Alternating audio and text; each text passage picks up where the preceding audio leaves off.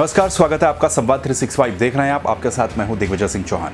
चंपावत उपचुनाव पर अब सभी की नजरें टिकी हुई हैं क्योंकि चंपावत उपचुनाव मुख्यमंत्री पुष्कर सिंह धामी को जीतना बेहद जरूरी है। अगर वो चंपावत उपचुनाव जीत जाते हैं तो मुख्यमंत्री बने रहेंगे। चंपावत उपचुनाव के लिए नामांकन की प्रक्रिया भी अपने अंतिम चरणों में पहुंच चुकी है। मुख्यमंत्री पुष्कर सिंह धामी ने चंपावत से बीजेपी के प्रत्याशी के तौर पर अपना नामांकन पत्र सोमवार को दाखिल किया।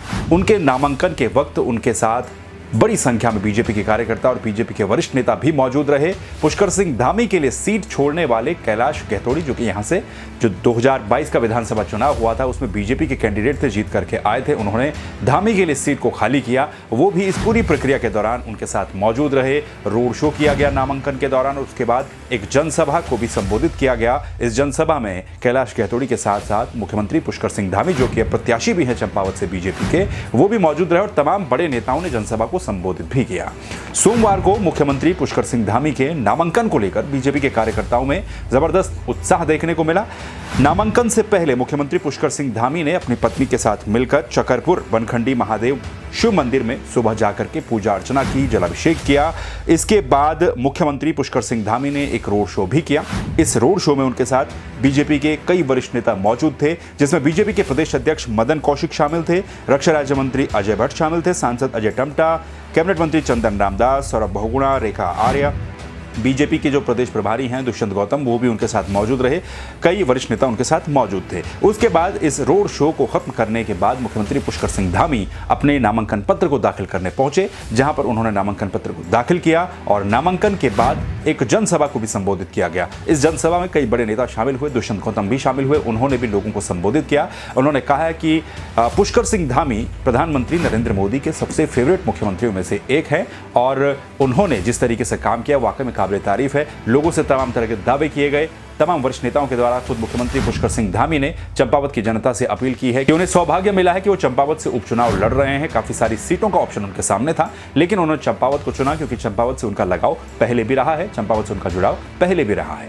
इस जनसभा के दौरान मुख्यमंत्री पुष्कर सिंह धामी ने चंपावत के लोगों से कई तरह के दावे भी किए, कई तरह के वादे भी किए। अब 31 तारीख को चंपावत की इस सीट पर वोटिंग होनी है और 3 जून को उसके नतीजे सामने आने हैं। बीजेपी की तरफ से पुष्कर सिंह धामी चुनावी मैदान में है, जो कि मुख्यमंत्री भी है। मुख्यमंत्री बने रहने के लिए उन्हें चुनाव जीतना ही है। इसके अलावा कांग्रेस की तरफ से मुख्यमंत्री पुष्कर सिंह धामी के सामने निर्मला गहतोड़ी चुनावी मैदान में है। दोनों के बीच में मुकाबला होगा। 31 तारीख को चंपावत की जनता दोनों के भाग्य का फैसला कर देगी और 3 तारीख को बात स्पष्ट हो जाएगी। तो आपको चंपावत से जुड़े हुए कुछ समीकरण और कुछ आंकड़े बताते हैं। चंपावत विधानसभा सीट में कुल जो वोटर्स हैं उनकी संख्या करीब 96,016 है, यानी कि 96,016 वोटर्स जो हैं वो भाग्य का फैसला करेंगे कैंडिडेट्स के। हालांकि पिछली बार जो वोटिंग हुई थी करीब 60-64 के आसपास की वोटिंग हुई थी।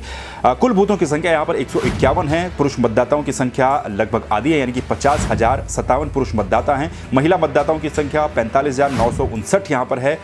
विधानसभा चुनाव 2022 के नतीजों पर अगर हम नजर डालते हैं तो हम पाएंगे कि कैलाश गहतोड़ी, जो कि यहां से बीजेपी के प्रत्याशी थे, वो विजयी होकर के सामने आए थे। इनको कुल वोट पड़े थे 32,547 प्रतिशत। अगर इसका निकाला जाए तो उसका वोट प्रतिशत होता है 50.26% वोट बीजेपी के कैंडिडेट को पिछले चुनाव में यहां पर पड़े थे, यानी कि आधे से थोड़ा ज्यादा वोट बीजेपी को इस चुनाव में यहां पर पड़े थे। और इस बार उम्मीद जताई जा रही है, बीजेपी अपनी तरफ से पूरी तरह से श्योर है कि उन्हें बहुत ज्यादा वोटिंग इस बार यहां पर मिलने वाली है और बड़े मार्जिन से वो चुनाव जीतेंगे, ये बीजेपी का दावा है।